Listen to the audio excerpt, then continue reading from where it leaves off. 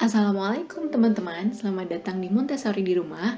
Halo, nama aku Farah dan aku adalah seorang ibu dari anak toddler berusia 2,5 tahun sekarang, Alhamdulillah. Nah, pada kesempatan kali ini aku akan sedikit bercerita tentang bagaimana sih mempersiapkan anak untuk membaca dan menulis gitu. Karena ini adalah suatu milestone yang cukup menegangkan, terutama bagi orang tua yang anak-anaknya tuh udah hampir-hampir usia sekolah gitu, ditambah dengan tuntutan-tuntutan di dunia nyata yang mana misalkan ketika masuk SD anak tuh harus bisa baca, harus bisa menghitung dan segala macam. Nah, jadi sebelumnya aku mau mengingatkan dulu, jangan lupa untuk subscribe, jangan lupa turn notification, jangan lupa share, atau bisa komen, bisa nanya-nanya, ngobrol-ngobrol tentang apa yang pengen kalian omongin gitu.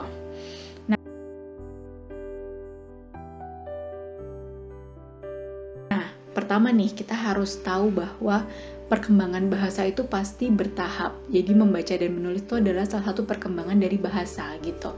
Nah, dan perkembangan bahasa ini pasti bertahap banget bagi anak gitu kan. Perkembangannya tuh pelan gitu ya, sampai ada yang istilahnya adalah language explosion, di mana anak itu mengalami ledakan bahasa yang anak tuh tiba-tiba nih dari kayaknya kemarin tuh bahasanya masih sedikit banget, ngomongnya masih susah gitu, tiba-tiba besoknya meledak gitu. Jadi bahasanya kosakata jadi banyak, dia bisa merangkai kata dengan bagus, merangkai kalimat dengan bagus kayak gitu. Dan itu biasanya terjadi di usia berkisar antara sekitar 2 tahunan gitu, language explosion itu. Nah, karena perkembangan bahasa perlahan-lahan, begitu juga lah dengan membaca dan menulis yang merupakan lanjutan dari bahasa itu kan.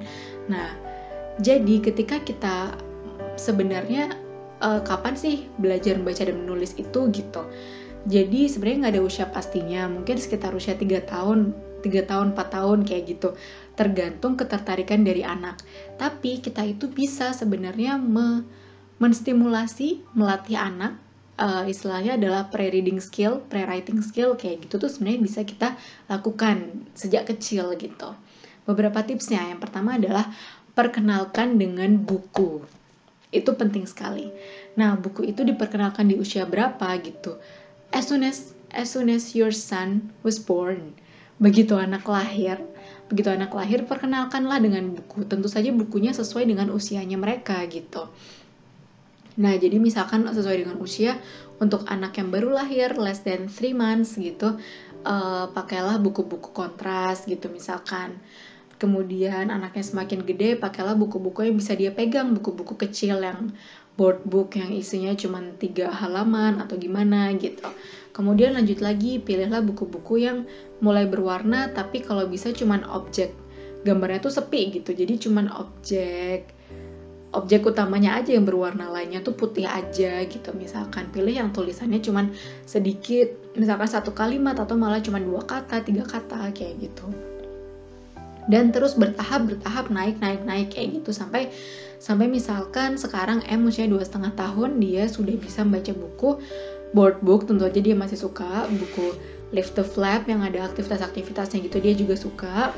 Dan dia juga udah mulai kalem buat baca buku-buku yang paperback gitu, jadi yang bahannya kertas biasa gitu, karena udah makin luas kan perkembangan motorik halusnya, jadi nggak sobek kayak gitu. Dan dia rentang perhatiannya pun cukup oke buat menyelesaikan satu buku paperback gitu, yang kira-kira sekitar 24-30an halamannya gitu. Nah, kemudian perlu diingat juga bahwa anak yang lebih dulu membaca bukan berarti lebih baik gitu ya. Karena biasanya anak yang diajarin membaca terlalu dini tidak sesuai dengan keinginannya dia, maka dia bisa menjadi lebih gampang stres kan, karena orang tuanya keep pushing buat melakukan itu, sedangkan dia belum bisa ke arah sana gitu, atau cara belajarnya tidak sesuai dengan yang dia butuhkan, itu bisa menimbulkan stres yang sebenarnya tidak diperlukan gitu. Dan juga banyak juga cara membaca yang cuman ya udah anak baca pokoknya bisa baca gitu, tanpa tahu apa yang dia baca, apa sih maksudnya ini gitu. Jadi kayak dia membaca tapi tidak memahami kayak gitu, yang mana juga jadi useless juga gitu, karena kita tuh ketika baca kan butuh buat paham gitu ya. Jadi nggak usah khawatir nggak usah terlalu sepaneng bahwa kok anakku belum bisa baca, yang itu udah bisa baca dan sebagainya. Boleh menjadikan anak orang lain sebagai motivasi, tetapi ingat bahwa yang paling penting itu anak kita tumbuh dan berkembang sesuai dengan usianya mereka, sesuai dengan target perkembangan di usianya mereka gitu. Jadi kita tuh harus lebih ngelihat ke buku perkembangannya dia, patokan perkembangannya dia di usia segini harusnya udah bisa apa-apa, itulah yang dilihat, bukannya ngelihat anak tetangga gitu. Karena perkembangan anak bisa beda-beda ya, bisa beda-beda, tapi ya paling idealnya, paling minimalnya adalah ikutin perkembangan yang sesuai dengan teori gitu. Jadi perkembangannya anak tetangga ya mari kita puji dan kita senangi gitu. Jadi tapi nggak usah terlalu membuat tertekan gitu ya. Kemudian perkenalkan cara membaca dari kiri ke kanan gitu.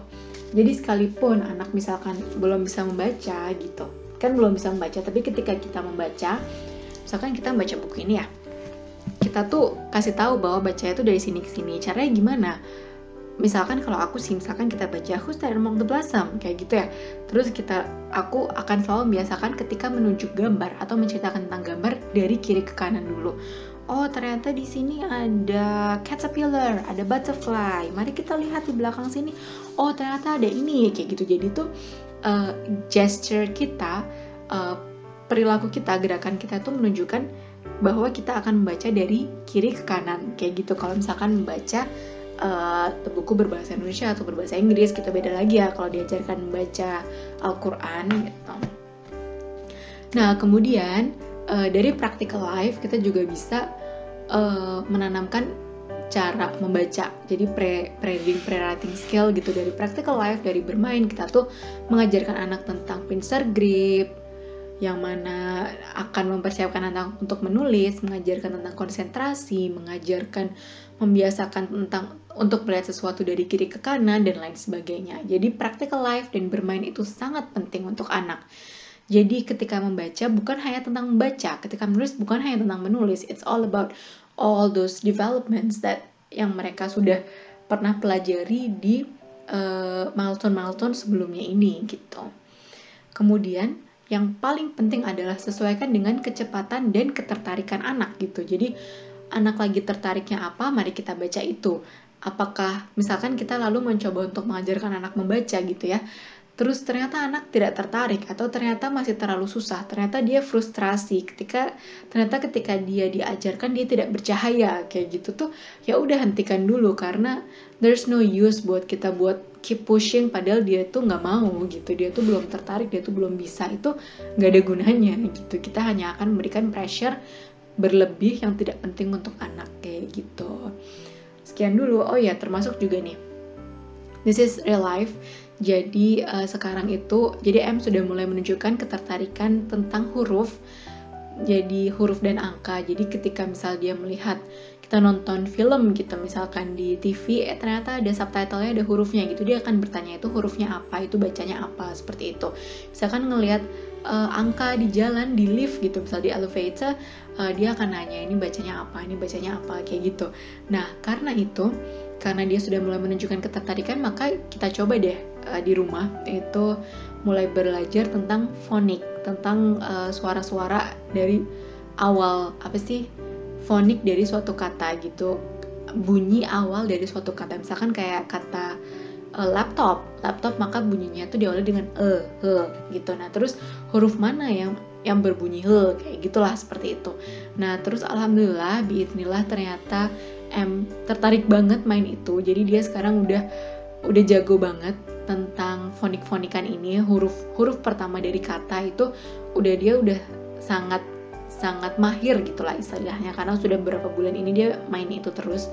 Nah kemudian aku mulai meningkatkan ya, kayaknya mungkin saatnya, kemarin aku berdiskusi juga dengan suami, kayaknya mungkin ini saatnya diajarin baca deh. Misal jadi bukan cuma tentang kata sun, matahari, itu bukan cuma tentang huruf fonik depannya doang, bukan tentang s-nya aja gitu, tapi ada huruf A, ada huruf N, kayak gitu. Nah mau mengajarkan tentang itu gitu, jadi lanjut ke step selanjutnya gitu dalam mendengarkan huruf kayak gitu kan. Nah, tapi ternyata ketika dicoba, oh ternyata dia frustrasi, dia bete, dia emosi, dia marah-marah, dia nggak mau, terus aku ditinggal pergi. Oh, ini berarti tandanya bahwa dia belum tertarik, mungkin terlalu susah. Oke deh, kita hentikan dulu, nanti-nanti aja dulu gitu. Jadi bener-bener lakukan itu dengan kecepatan, pace anak gitu. Jadi karena anak yang akan menjalani itu, maka kebutuhannya mereka itu penting gitu. Oke, sekian dulu. Terima kasih banyak. Jangan lupa subscribe, jangan lupa turn notification. Bye-bye. Assalamualaikum.